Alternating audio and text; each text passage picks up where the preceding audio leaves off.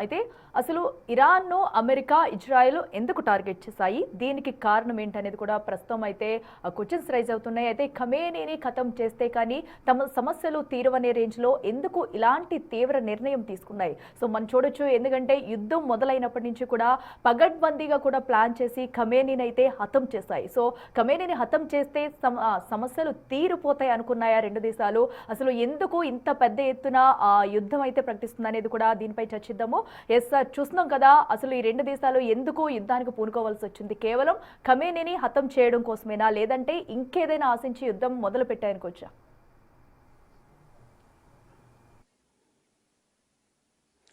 అంటే ఇప్పుడు Israel, Arab దేశాలు ఏ దేశంతో యుద్ధం చేయలేదు నాకు చెప్పండి. Egypt, Saudi Arabia, Lebanon, Syria, Jordan, Iran, ఇలా అన్ని దేశాలపై యుద్ధం చేసింది. యమన్, ఇజ్రాయిల్ ఈ చరిత్రలో 50-60 ఏళ్లలో ఏ అరబ్ దేశంతో యుద్ధం చేయకుండా ఉండలేదు. సో ఒకప్పుడంటే పోనీ ఇజ్రాయిల్ ఎగ్జిస్టెన్స్ని అరబ్ దేశాలు అంగీకరించలేదు. ఇప్పుడు ఆ స్టేజ్ కూడా పోయాయి. నిన్న కాక మొన్న అమెరికా మిత్ర దేశమైన ఖతార్పై కూడా ఇజ్రాయిల్ దాడి చేసింది.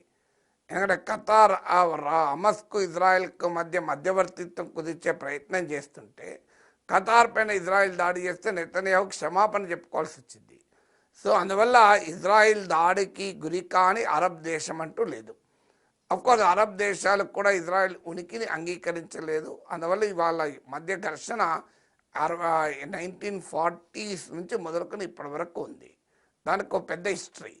ఇక ఎందుకు మరి అమెరికా అయినా ఇజ్రాయిల్ అయినా ఇరాన్ను ప్రధానంగా టార్గెట్ చేశాయంటే, అమెరికాకు ఇదే పశ్చిమాసియాలో పరస్పరం ఘర్షణ పడే 2 రకాల దేశాలు అమెరికాకు మిత్ర దేశాలు. ఇజ్రాయిల్ అమెరికాకు నమ్మిన దేశం. దాంతోపాటు అరబ్ కంట్రీస్ కూడా American friends. Saudi Arabia, Egypt, మీకు జోర్డాన్, బెహ్రాన్, యుఏఈ, ఇవన్నీ కూడా అమెరికా ఫ్రెండ్స్. సో అమెరికా ఏంటంటే ఈ ఇద్దరి ఫ్రెండ్స్ మధ్య మీడియేట్ చేస్తూ పశ్చిమాసియాలో తన ఆధిపత్యాన్ని పరిరక్షించుకుంటుంది.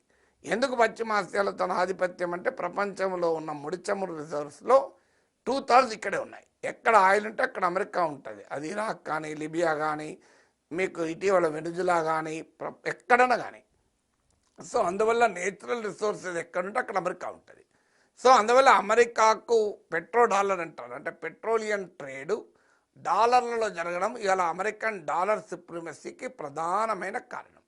సో అందువల్ల అమెరికా ఇప్పటికీ ఈ ప్రాంతంలో అటు ఇజ్రాయిల్ను ఇటు ఇతర అరబ్ దేశాలని కల్టివేట్ చేస్తుంటాయి. సో అమెరికాకు లొంగని ఏకైక దేశం ఇరాన్.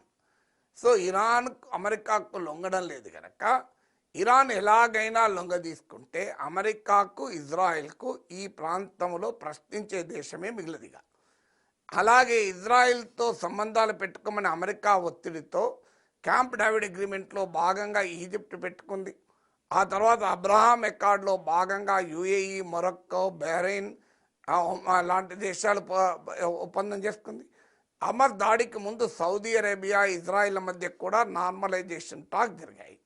కానీ అమెరికా ఒత్తిడి ఉన్నా ఇజ్రాయిల్తో సంబంధాలు నార్మలైజ్ చేసుకోవడానికి ఇరాన్ సిద్ధపడలేదు. సో మొదటి కారణం ఇరాన్ అంతం చేసుకోవడానికి ఇరాన్ డెఫియన్స్.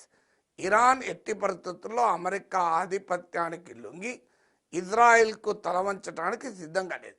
అందువల్ల ఇజ్రాయిల్కు ఏనాటికైనా ప్రమాదం, సవాల్ ఇరాన్ నుంచే గనక ఇరాన్ను అంతం చేస్తే తమకు తమ మిత్రదేశమైన ఇజ్రాయిల్కు ఛాలెంజ్ అనేది పోతుంది. ఇక్కడ అమెరికాకు అనేక అరబ్ దేశాల్లో మిలిటరీ బేసెస్ ఉన్నాయి. యుఏఈలో, బహ్రెయిన్లో, మీకు జోర్డాన్లో, కువైట్లో, ఖతార్లో 5 దేశాల బేసెస్ ఉన్నాయి. అందుకే ట్రంప్ బహిరంగానే చెప్పాడు కదా, అమెరికా మిత్ర దేశాలకు, అమెరికా మిలిటరీ బేసెస్కు ఇరాన్ సవాల్గా మారింది అని. సో మొదటి రీజన్ ఇరాన్స్ డెఫెన్స్. రెండో రీజన్ ఏంటంటే ఇరాన్ న్యూక్లియర్ ఆప్షన్, అణ్వాయుధాల తయారీ వైపుగా వెళ్తోందనేది అమెరికా అనుమానం. ఇరాన్ దాన్ని ఖండిస్తోంది. సో ఇరాన్కే అణ్వాయుధాలు వస్తే అమెరికాకు పాకిస్తాన్ తర్వాత 2వ ఇస్లామిక్ కంట్రీ అవుతుంది. పాకిస్తాన్ కంటే అమెరికాకు మిత్రదేశం కనుక ఇబ్బంది లేదు. ఇజ్రాయెల్కు థ్రెట్ కాదు, అమెరికా థ్రెట్ కాదు. అందువల్లనే పాకిస్తాన్ న్యూక్లియర్ వెపన్స్గా అమెరికాయే సహాయపడింది. మనకి ఇండియాకి థ్రెట్ కానీ అమెరికా థ్రెట్గా భావించదు. కానీ ఇరాన్కు న్యూక్లియర్ వెపన్స్ వస్తే అమెరికా వ్యతిరేక దేశం న్యూక్లియర్ వెపన్ కలిగి ఉండకూడదు. అందువల్ల ఇది రెండవ కారణం. మూడోది న్యూక్లియర్ వెపన్సే కాదు, ఇరాన్కు పెద్ద ఎత్తున బ్యాలిస్టిక్ మిసైల్ కెపబిలిటీ ఉంది. సో ఆ మిసైల్ కెపబిలిటీతో ఇజ్రాయెల్ ముప్పు తిప్పలు పెట్టగలిగే సామర్థ్యం ఇరాన్కు ఉంది. ఇజ్రాయెల్ కానీ అమెరికన్ అలైస్ కానీ అమెరికన్ బేసెస్ కానీ. సో అందువల్ల ఇరాన్ మిసైల్ కెపబిలిటీని న్యూట్రలైజ్ చేయడం ద్వారా తమకు ఇక ఈ ప్రాంతంలో తమ ఆధిపత్యానికి తిరిగి ఉండదు అన్నది మూడవది. నాలుగవది, ఈ ప్రాంతంలో అమెరికా మిత్రదేశమైన ఇజ్రాయెల్కి వ్యతిరేకంగా ఇరాన్ నిర్మించిన ప్రతిఘటన కూటమి, యాక్సిస్ ఆఫ్ రెసిస్టెన్స్ అంటారు, అది వీక్ అయింది ఇటీవల కాలంలో. కానీ ఇంకా పూర్తిగా బలహీనపడాలి. అంటే యాక్సిస్ రెసిస్టెన్స్లో గాజాలో హమస్, లెబనాన్లో హిజ్బుల్లా, యమన్లో హూతీలు, ఇరాక్లో షియా మిలిషియా, అలాగే సిరియాలో గతంలో బషర్ అల్ అసద్ ప్రభుత్వం. సో ఈ ప్రతిఘటన కూడా యాక్సిస్ రెసిస్టెన్స్లో సిరియాలో ఆల్రెడీ బషర్ ప్రభుత్వం పతనమైంది. మిగతా చోట్ల బలహీనపడ్డా దేర్ స్ట్రైకింగ్ పవర్ పూర్తిగా పోలే.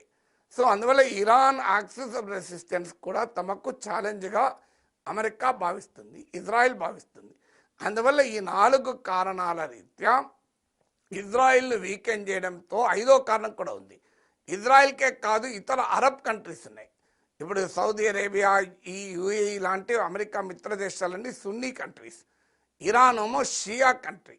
సో సున్నీ అరబ్ నేషన్స్కు షియా అరబ్గా కంట్రీ అయిన ఇరాన్ నుంచి మధ్య సవాల్ కూడా ఉంది. అందువల్ల ఇరాన్ వీకెండ్ చేయడం ద్వారా తమ మిత్ర దేశాలైన సున్నీ అరబ్ నేషన్స్ కూడా పైచేయి తేవాలన్నది అమెరికా లక్ష్యం.